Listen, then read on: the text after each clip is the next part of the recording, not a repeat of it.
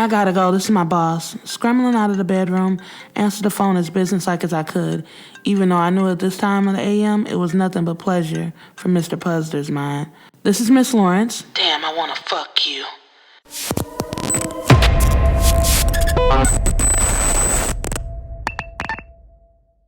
Main chick versus side bitch. Chapter 34. Kiera. Trying to get dressed for work, I had a million things shooting through my mind.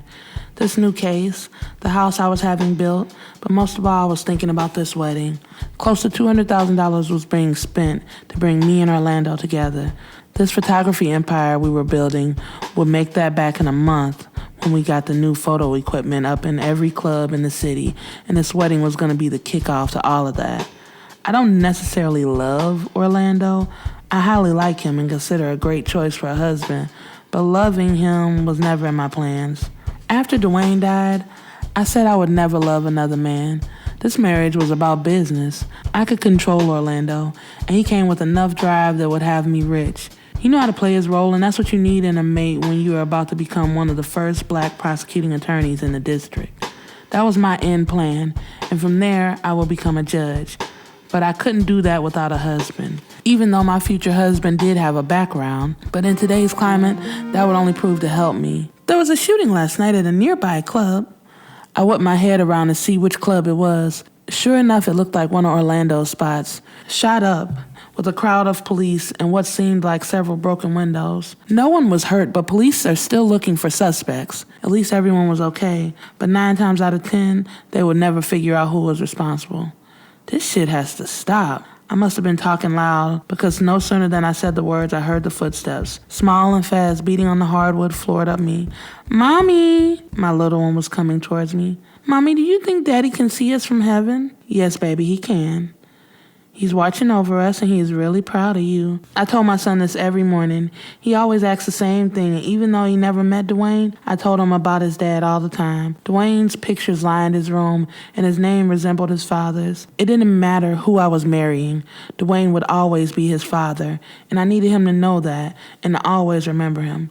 Come on, DeAndre, let's get you ready for school.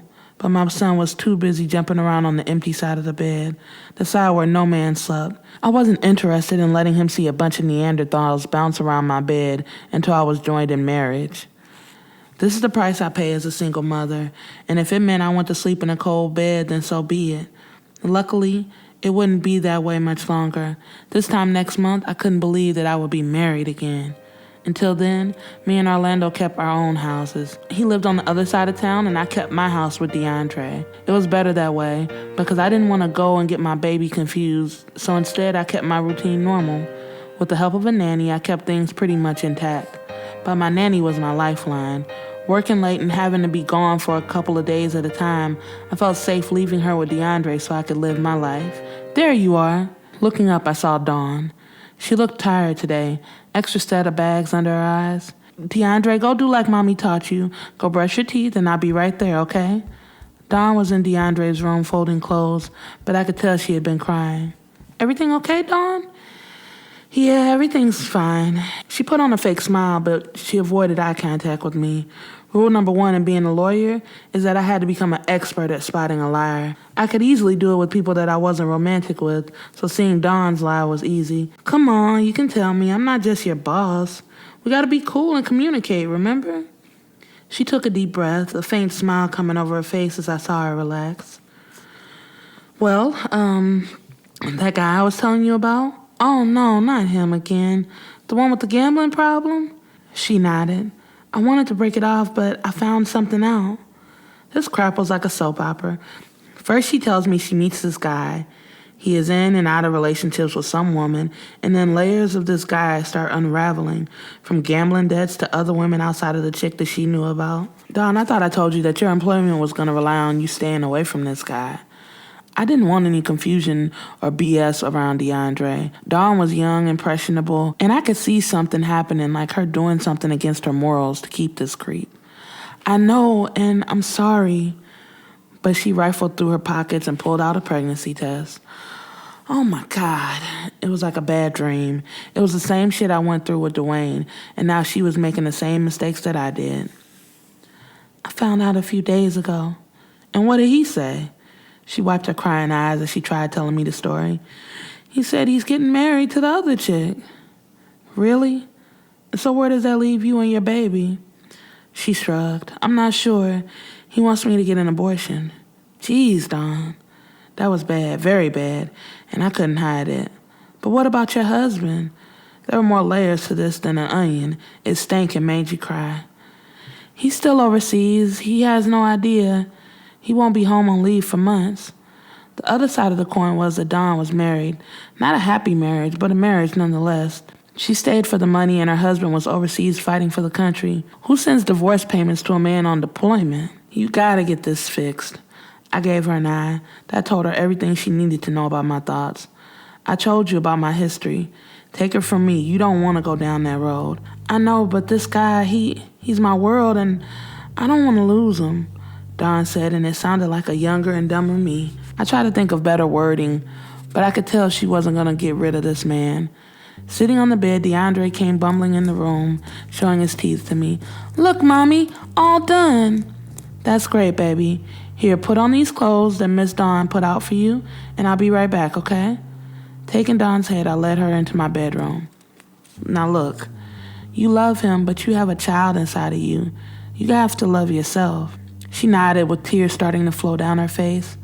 I advise you to leave this man alone. Get an abortion, Dawn, and get on with your life. She nodded, wiping her eyes, but I could tell the words were going in one ear and out the other. But what about the chick he's supposed to be marrying? What about her? Should I tell her? I thought about Arian when she said that. No, she probably knows already. You should just leave her out of it. Look, I'm going to take care of this, and I promise I'm not going to put my job in jeopardy, Dawn said. Well, good, because I need you around here, especially with me and Orlando going on our honeymoon. I was going to Jamaica for 2 weeks with my husband. We were going to put down a solid plan for integrating our lives and give me some alone time after this blow-up that was about to happen. I made a decision and things needed to change at work, and what I had in mind was sure to cause an explosion. Don't feel bad. I was like you, young and dumb, and you'll get over this. Shit, I'm already late. I have to get invitations to Orlando so he can mail them out. Really?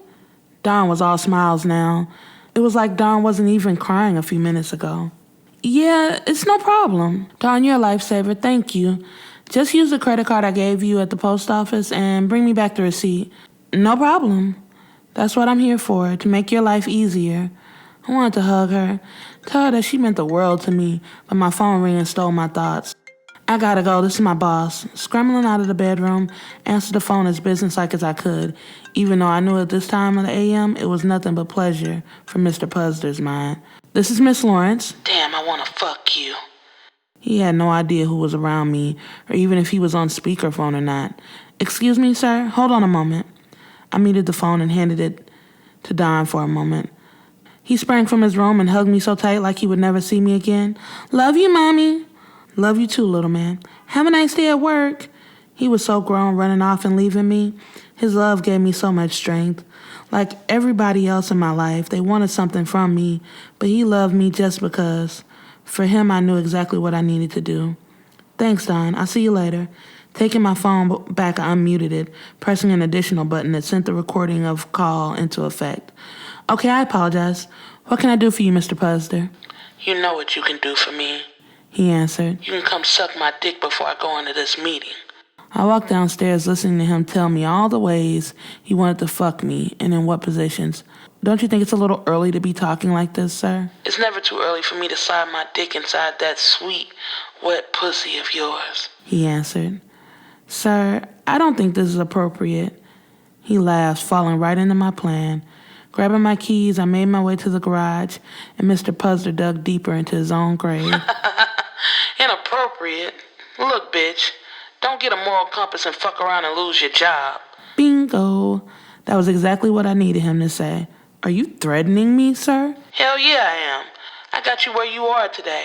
If you want to stay there, stop with all this amnesia act you're putting on. Get to this damn office so I can bust a load on one of those Brook Brothers suits you like wearing. You know, the $1,000 ones that you can afford because I made you a partner. It was like stealing candy from a baby. Starting the car and backing out of my driveway, I played it cool. I apologize, sir. You know my job is the most important thing to me.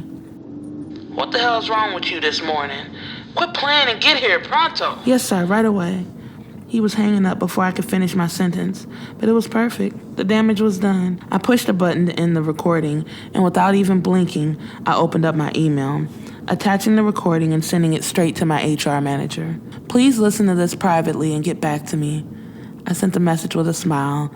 I was done playing with Puzder. Yeah, I fucked him all these years to get what I wanted. I guess he assumed that I would be his secret work concubine for the rest of my life. This was only part one in my plan. In the next few weeks, there would be a shitstorm, and of course, I would be landing on top, like always.